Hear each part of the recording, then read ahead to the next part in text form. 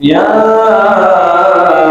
أيها الذين آمنوا صلوا عليه وسلموا تسليما اللهم صل على سيدنا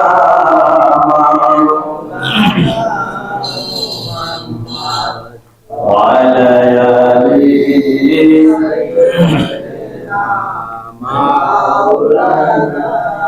محمد جوڑے جوڑے درود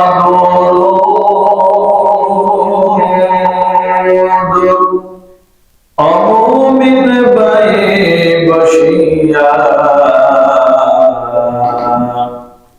মোদের দরুদ শোনেন নবীজি রওজা পাকে শুইয়া আল্লাহুম্মা সাল্লি আলা সাইয়্যিদিনা মাওলানা মুহাম্মদ ওয়া আলা আলি সাইয়্যিদিনা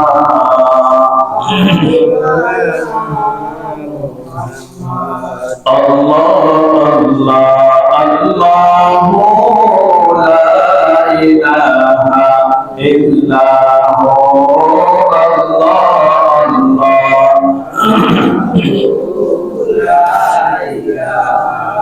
illahu kausar mahal ki apni nabi dar sardar tujha shab pilayan Hauz kausar nabi ji Allah illahu la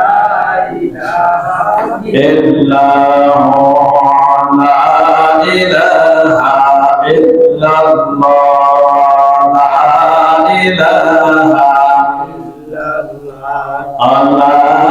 ilaha illallah la ilaha illallah hasbi rabbi jallallah ma fi qalbi wa Muhammad la ilaha illallah la ilaha illallah la ilaha illallah la ilaha illallah la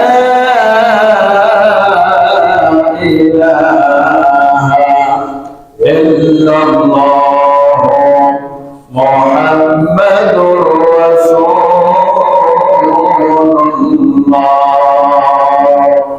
sallallahu alaihi wasallam balaghal ula bi kamalihi kashafad duja bi jamalihi hasunat jami'u fisalihi sallu alaihi wa alihi alhamdulillah মহান রব্বুল আলামিনের দরবারে লাখো কোটি শুকর যে আল্লাহ রব্বুল আলামিন আজ পবিত্র জুমার দিন আল্লাহ পাকের মসজিদে আসার বসার তৌফিক দান করেছেন সেই মহান স্রষ্টার দরবারে শুকরিয়া দান সকলে বলি আলহামদুলিল্লাহ লাখো কোটি দুরূদ সালাম বর্ষিত হোক আমার আপনার প্যারা নবী মুহাম্মদুর রাসূলুল্লাহ সাল্লাল্লাহু আলাইহি ওয়াসাল্লামের উপর।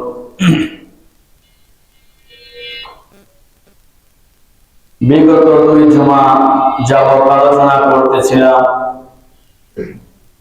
আল্লাহ রাসূল সাল্লাল্লাহু আলাইহি সাল্লাম মেরাজে গিয়েছিলেন, ওখানে আল্লাহ তাআলা নিয়ে তার কুদরতের নিদর্শন তার হাবিব সাল্লাল্লাহু আলাইহি ওয়াসাল্লামকে দেখিয়েছেন, জান্নাতের বিভিন্ন নাজ নেয়ামত দেখিয়েছেন, জাহান্নামের বিভিন্ন আযাব, কোন পাপের কি শাস্তি, বিভিন্ন গুনাহের আযাব আল্লাহ রাসূল সাল্লাল্লাহু আলাইহি ওয়াসাল্লামকে আল্লাহ রাব্বুল আলামিন স্বচক্ষে দেখিয়েছেন।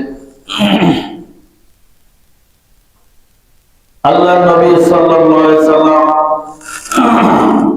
আল্লাহ রাব্বুল আলামিনের সঙ্গে কথাবার্তা বললেন, বিভিন্ন বিষয়ে আলাপ আলোচনা করলেন, বন্ধুর সাথে যা বলে। আল্লাহ নবী সাল্লাল্লাহু আলাইহি সাল্লাম আল্লাহ পাকের কুদরতের নিদর্শন দেখে আসার সময়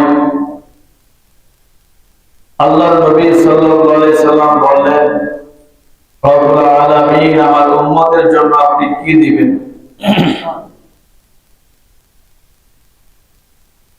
পেয়ারা নবী সাল্লাল্লাহু আলাইহি সাল্লাম বলেন, আল্লাহ তাআলা বলেন, হাবিব আপনার উম্মতদেরকে আমি 50 ওয়াক্ত নামাজ দিলাম। সুবহানাল্লাহ। বলে, ইয়া রাসূলুল্লাহ আপনি তো আমার সঙ্গে সপ্ত আসমানের উপরে এসে কষ্ট মেহনত করে সাক্ষাৎ করলেন, কথাবার্তা বললেন। আপনার উম্মত তারা যদি দুনিয়াতে ঠিক মতো সুন্দরভাবে সময় মতো ইখলাসের সাথে গুরুত্ব সহকারে নামাজগুলো আদায় করতে পারে, আমি আল্লাহ তাআলা ওই নামাজের মাধ্যমে তাদের সঙ্গে আমি আল্লাহ পাকের নূরের সাক্ষাৎ করবে। সুবহানাল্লাহ। আল্লাহ নবী সাল্লাল্লাহু আলাইহি সাল্লাম খুশি 50 ওয়াক্ত নামাজ নিয়ে আসতেছেন দুনিয়ার জমিনে। যখন সপ্ত আসমান দেখে ষষ্ঠ আসমানে আসলেন, আবারও পয়গম্বর মুসা আলাইহিস সালামের সঙ্গে সাক্ষাৎ। মুসা আলাইহিস সালাম বললেন, আপনার উম্মতকে কি দিয়েছে?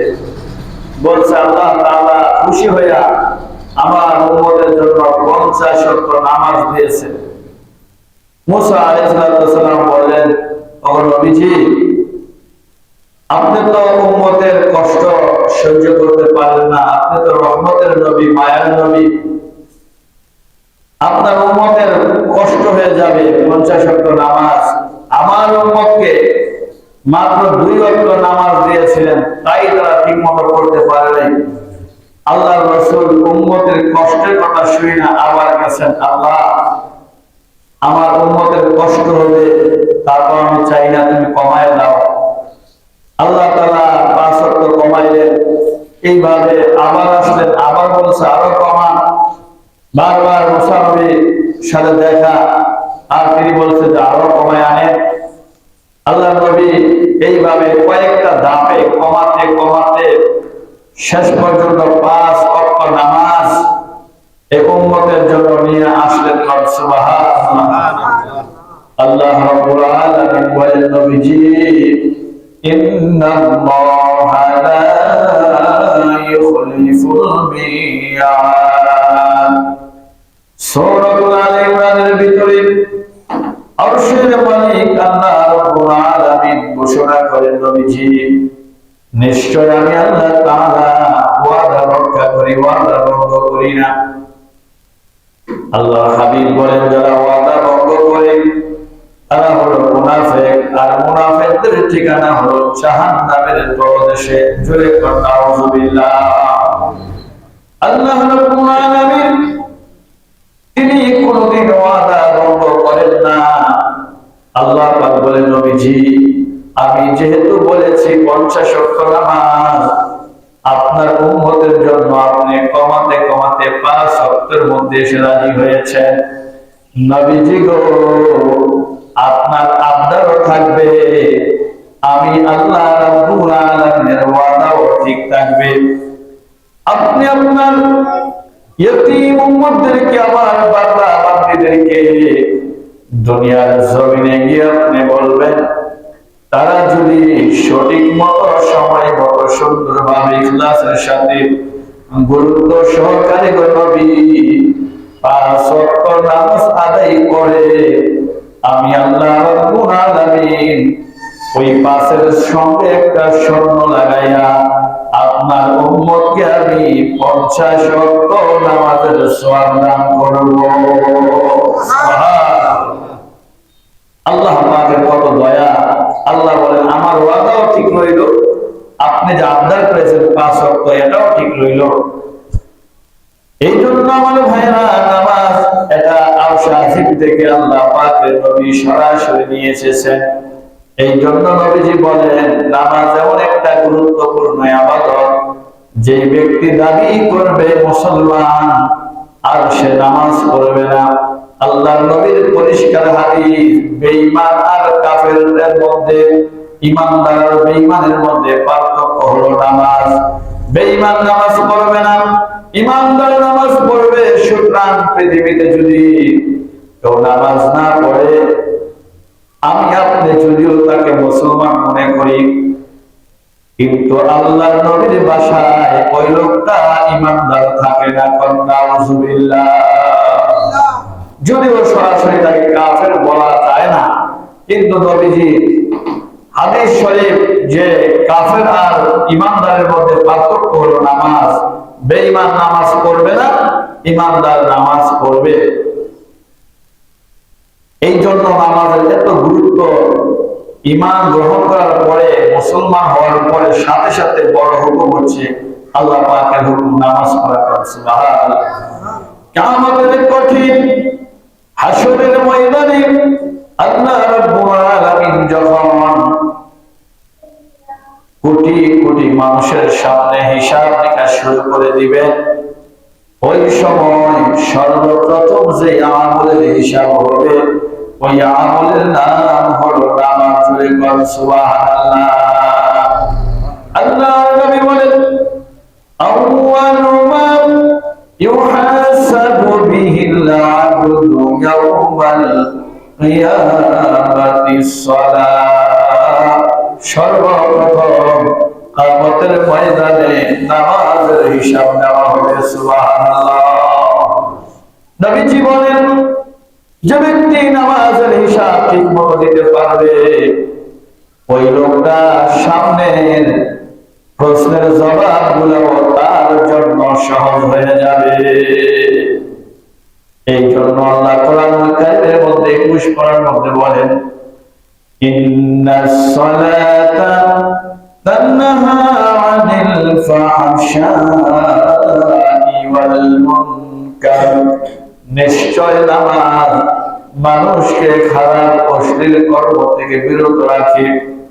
এ যুবক ভাই, নামাজ যদি আমি ঠিক মতো পড়তে পারি, আদায় করতে পারি, আবার আপনার ভিতর থেকে গুনাহের কাজ অটোমেটিক ছুটে যাবে। সুবহানাল্লাহ। নামাজ অনেক গুরুত্ব, অনেক ফজিলত।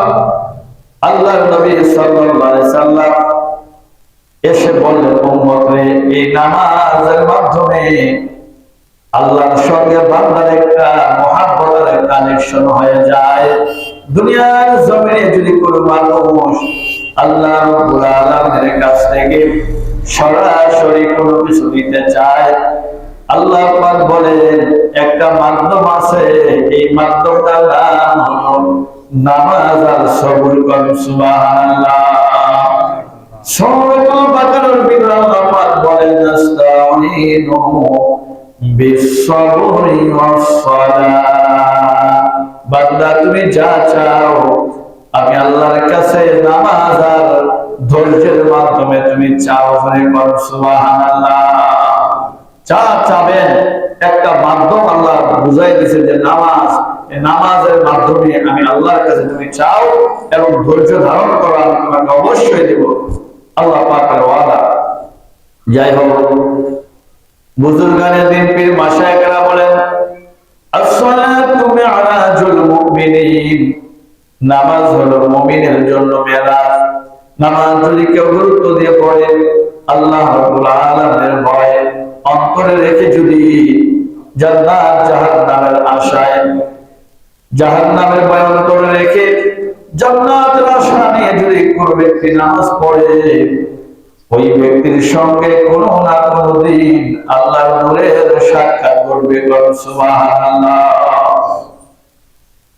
কালবি কিতাবের মুসান্নিফ রাহমাতুল্লাহি আলাইহি যিনি মিশরের লেখক, অনেক বছর আগে একটা কিতাব লিখেছেন। কওমি মাদ্রাসায় নাহাবীর জামাতের মধ্যে পড়ানো হয়। ওই কিতাবটার নাম হলো কালবি। এই কালবি কিতাবের মুসান্নিফ রাহমাতুল্লাহি আলাইহি তিনি একটা ওকিয়া লিখেছেন। আগেরকার জামানায় গোলাম বিক্রি হতো, দাসী বিক্রি হতো, অর্থাৎ নারী এবং পুরুষ তারা বাজারে বিক্রি হতো, শরীয়তে এটা জায়েজ ছিল। বর্তমান জামানায় যেমন হাঁস মুরগি গরু ছাগল কিনতে পাওয়া যায়, ওই সময় ওই জামানায় ধনাঢ্য ব্যক্তিরা গোলাম কিনতো, দাসী কিনতে ওরা জায়েজ ছিল। এক ব্যক্তি একটা গোলাম বিক্রি করার জন্য বাজারে নিয়ে গিয়েছেন।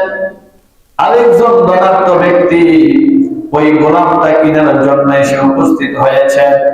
দাম দর করার পর নতুন মালিক যখন গোলামটা ক্রয় করলেন, ওই গোলাম মালিককে লক্ষ্য করে বলেন, ক্বালায়া মাওলায়া সালাসাতা শুরুতিন আহাদুহা আল্লা তামনা'নি আনিস সালাতি ইযা দাখালা ওয়াক্তুহা ওয়াস-সানি আন তাস্তাখদিমানি বিন-নাহারি ওয়ালা তাশগুলানি বিল-লাইলি ওয়াস-সালিসু আন তাজ'আলা লি বাইতান লা ইয়াদখুলুহু আহাদান গায়রি।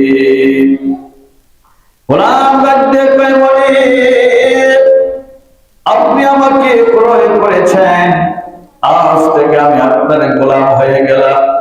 এরে মালিক, আপনার বাড়িতে যাওয়ার আগে আমার তিনটা শর্ত আছে। মনিব চিন্তা করলো, জীবনে কত গোলাম ক্রয় করলাম আর কত গোলাম বিক্রি করলাম, কোনদিন কোন গোলাম শর্ত দেয় নাই। এই গোলাম নাকি তিনটা শর্তের কথা বলতেছে। মালিক চিন্তা করো, কি শর্ত শোনার দরকার আছে। এবার দেখবে গোলাম রে, কি তোমার শর্ত? গোলাম এক নম্বরে বললেন, আহাদুহা আল্লা তামনা'নি আনিস সালাতি ইযা দাখালা ওয়াক্তুহা।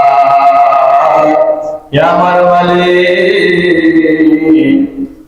আপনি আমাকে যখন নামাজের সময় হয়ে যাবে, মাইকে যখন আযান হয়ে যাবে, নামাজের সময় হয়ে যাবে, আপনি আমাকে বাধা দিতে পারবেন না।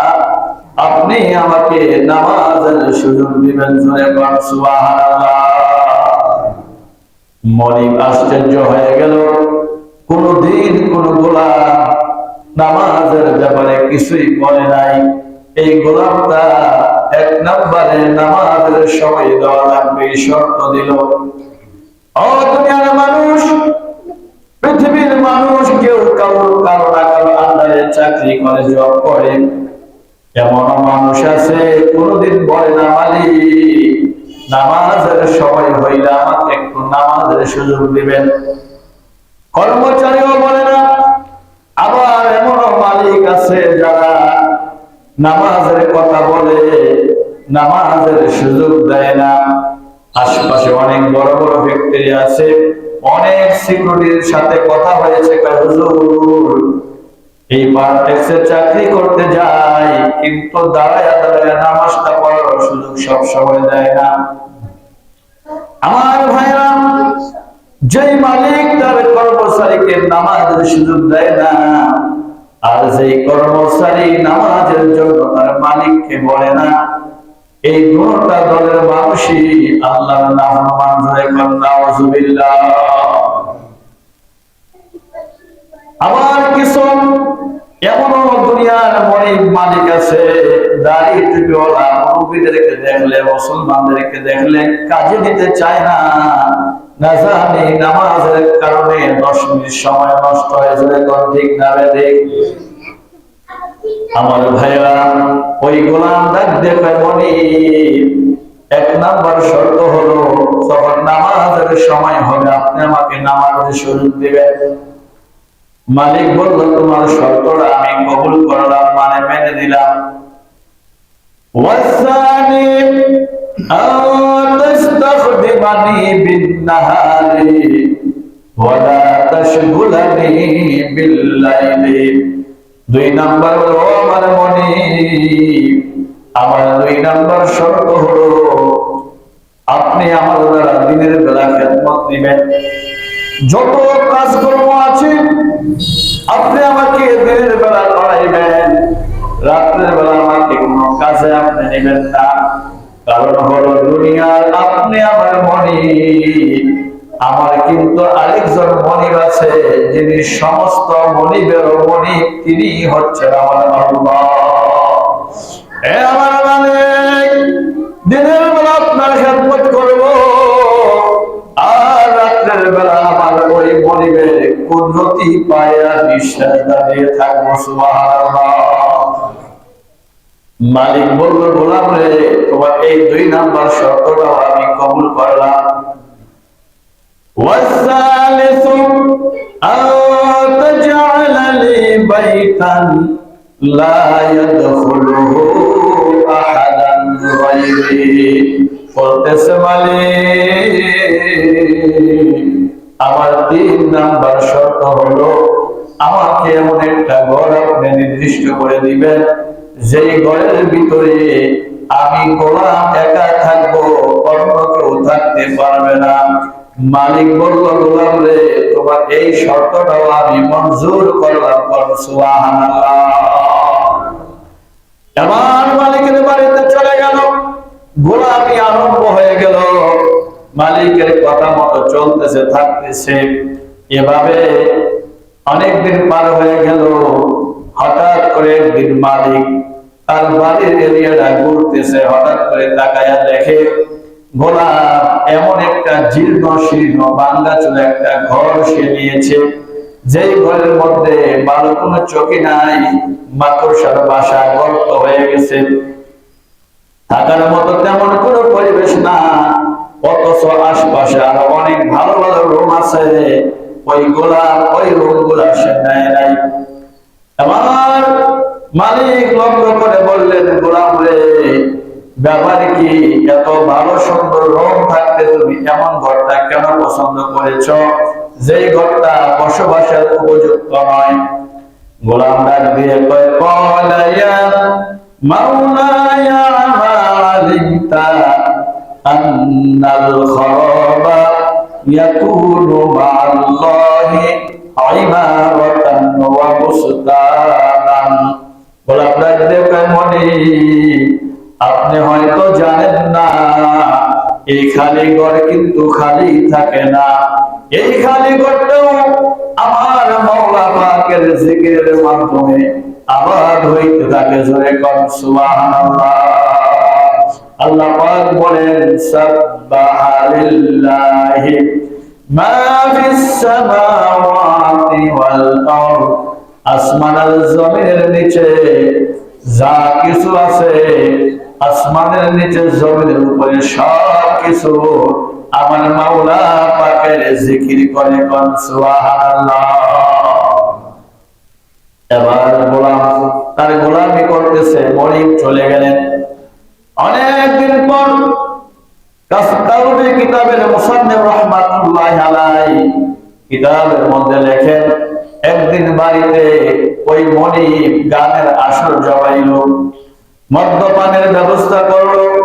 রাত্র যখন গভীর হয়ে গেল, বন্ধু বান্ধব সবাই বাড়িতে চলে গেল। ওই মনিব চিন্তা করলো, আমার বাড়িটা একটু চক্কর দিয়ে একটু ঘুরে দেখি। একটু ঘুরতেছে ঘুরতেছে ঘুরতেছে, হঠাৎ করে গভীর রাত্রে ওই গোলামের ঘরের দিকে নজর পড়ে গেল। মালিক বলে, আমি তাকাইয়া দেখি গোলামের ঘরের ছাদটা আগলা হয়ে গেছে, আসমান থেকে একটা নূরের বাতি গোলামের ঘরের ভিতরে ঢুকে ওই রংটা আলোকিত হয়ে গেছে। আমি একটু সামনে চলে গেলাম, গিয়ে দেখি গোলাম সাজদায় পড়ে আল্লাহর দরবারে কাঁদতেছে। সুবহানাল্লাহ। আমি তাকায়া রইলাম, কি ঘটনা ঘটে আজকে দেখবো। মুসান্নিফ রাহমাতুল্লাহি আলাইহি তিনি উল্লেখ করেন, হঠাৎ করে তাকাইতে তাকাইতে সুবহে সাদিক হয়ে গেল, যার বাতি আসমানে চলে গেল, ঘরের ছাদটা আবার বন্ধ হয়ে গেল। আমি আমার বিবিকে গিয়ে বললাম, বিবি রে, এতদিন পর্যন্ত যে গোলাম আমাদের বাড়িতে ছিল, এই গোলামটা তো সাধারণ গোলাম না, এই গোলামের সঙ্গে আসমানের মালিকের একটা গভীর সম্পর্ক আছে। সুবহানাল্লাহ। এ বিবি, আমি গোলামের কারামতে আমি নিজ চোখে দেখেছি এই ঘটনা, কিন্তু বিবিকে আর বুঝাইতে পারে না। বিবি কয়, তুমি হয়তো ভুল দেখছো, আমার নিজের চোখে না দেখা পর্যন্ত আমি বিশ্বাস করবো না। পরের দিন রাত্রের বেলা গভীর রজনী হয়ে গেল, ওই মালিক তার বিবিকে নিয়ে আস্তে আস্তে করে পা পা করে হাঁটতে হাঁটতে গোলামের ঘরের কাছে চলে যায়। গিয়ে দেখে আগের দিনের মতো আসমান থেকে একটা নূরের বাতি এসে গোলামের ঘরের ভিতরে ঘরটা আলোকিত হয়ে গেছে। সুবহানাল্লাহ। ঘরের ছাদ আগলা হয়ে গেল, আর গোলাম সাজদায় পড়ে আল্লাহর কাছে কাঁদে আর বলে, মালিক, আমি দুনিয়াতে একজন মালিকের আন্ডারে কাজ করি, ও আল্লাহ, যার কারণে ঠিক মতো তোমাকে ডাকতে পারি না, তোমাকে সেজদা দিতে পারি না। মালিক রে, রাত্রে একটু সময় পাই, তোমার কুদরতি পায়ে সেজদা দেই। ও আল্লাহ, যদি আমি দুনিয়ার মালিকের খেদমত না করতাম, রাত দিন 24 ঘন্টা তোমার কুদরতি পায়ে সেজদা লাগায়া দিতাম। সুবহানাল্লাহ। এইভাবে যখন কাঁদতেছে, বিবিও দেখতেছে, ওই মনিবও দেখতেছে, এমনি করতে করতে সুবে সাদেক হয়ে গেল। আবার ছাদ বন্ধ হয়ে নূরের বাতির আসমানে চলে গেল। এবার মাথার মধ্যে মলিক হাত দিয়ে কই, গোলাম রে,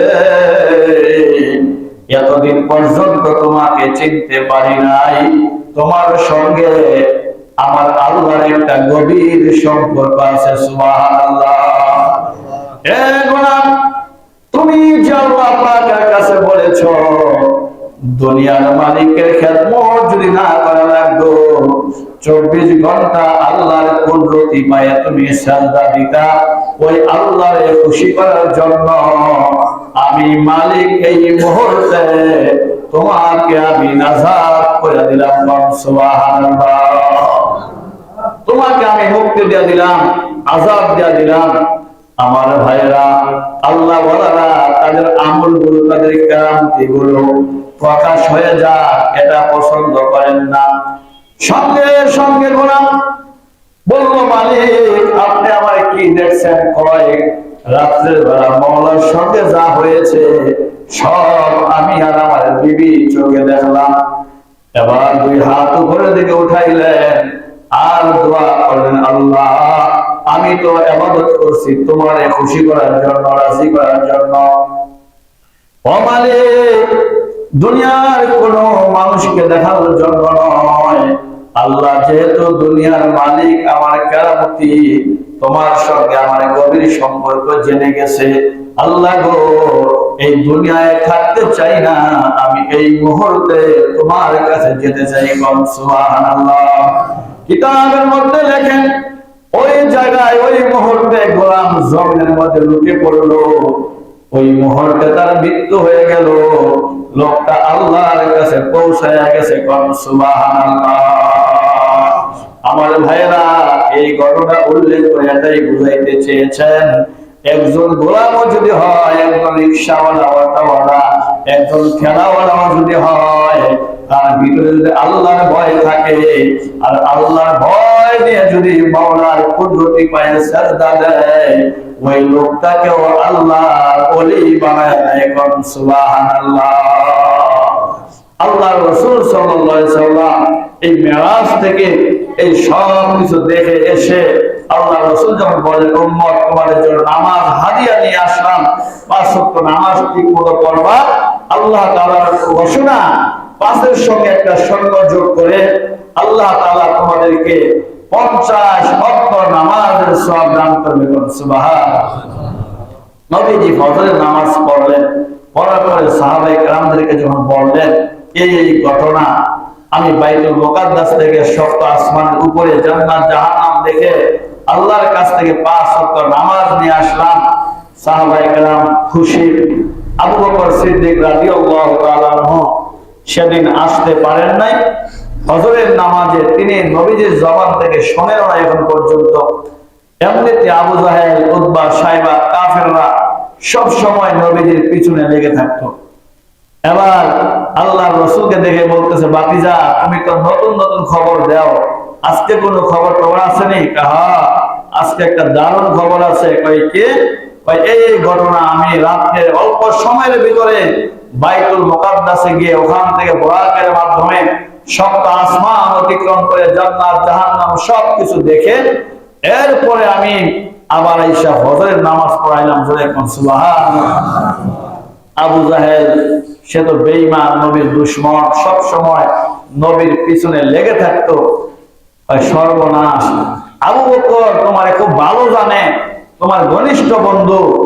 আবু বকর যদি এই কথাটা শুনে তাহলে নিশ্চিত মনে করবে মুহাম্মদ আসলে পাগল হয়ে গেছে। নাউযুবিল্লাহ। আমার ভাইয়েরা, আবু বকরের বাড়িতে চলে গেল। আবু বকর, জানো এমন একটা কথা তোমার মাথা ঘুরে যাবে। কয় কি? তাড়াতাড়ি বলেন। আচ্ছা তুমি বলো তো, এই মক্কা থেকে ফিলিস্তিন বাইতুল মুকাদ্দাসে যেতে হলে কয়েক দিনের সময়, কয়েক মাসের সময় লাগবে। ওখান থেকে 1 আসমান নয়, 2 আসমান নয়, সপ্ত আসমানে যদি কেউ যায় আবার রাত্রের অল্প সময়ের মধ্যে ফিরে আসে, এইটা কি তুমি বিশ্বাস করবা নাকি? আবু বকর সিদ্দিক বললেন, এমন কথা কে বললো? বলছে তোমার বন্ধু মুহাম্মদ। হযরত আবু বকর বলেন, আল্লাহর নবী যা বলেছেন 100-এ সত্য। সুবহানাল্লাহ। একটু জানার চেষ্টা করলেন না, নবীর কাছে জিজ্ঞাসা করা হয়, তুমি হ্যাঁ সাই করছেন, আমি সা করছি।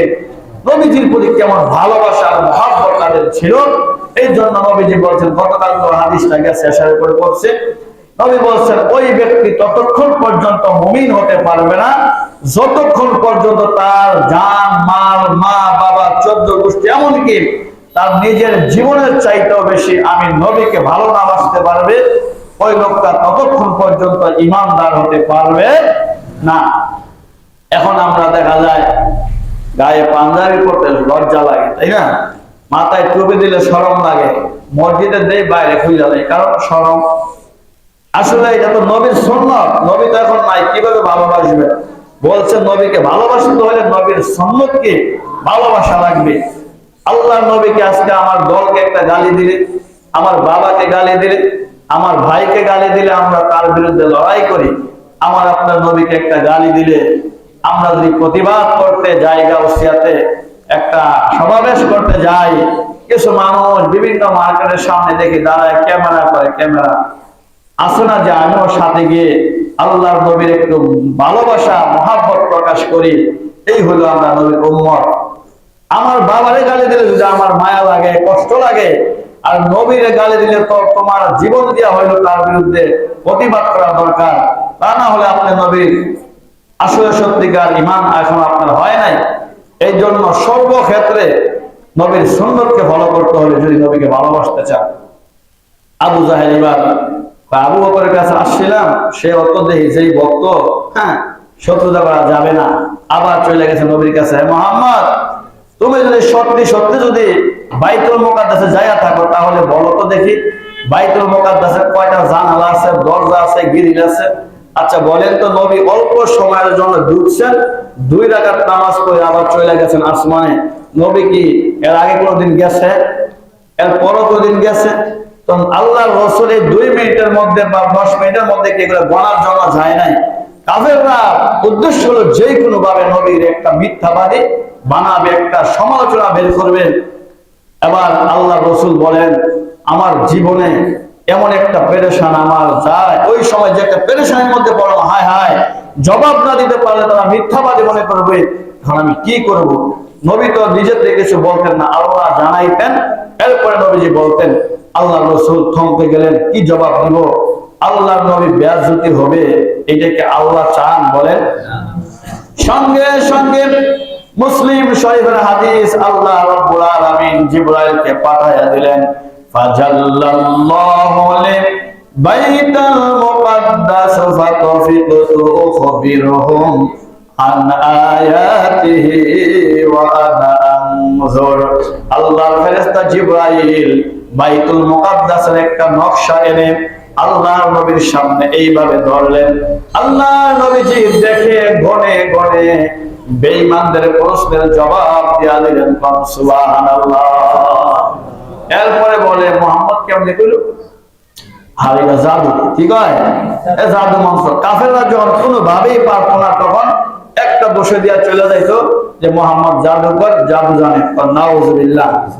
আল্লাহ রাব্বুল আলামিনের নবীর হিজরতের মাধ্যমে, মিরাজের মাধ্যমে আমরা এই 3 জুমা যাবত আলোচনা করলাম।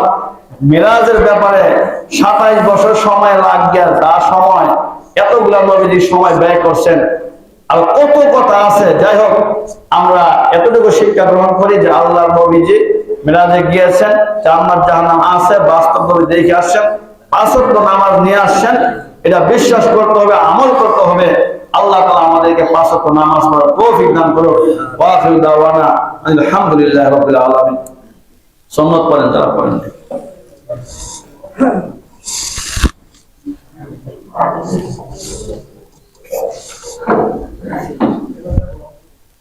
Thank you.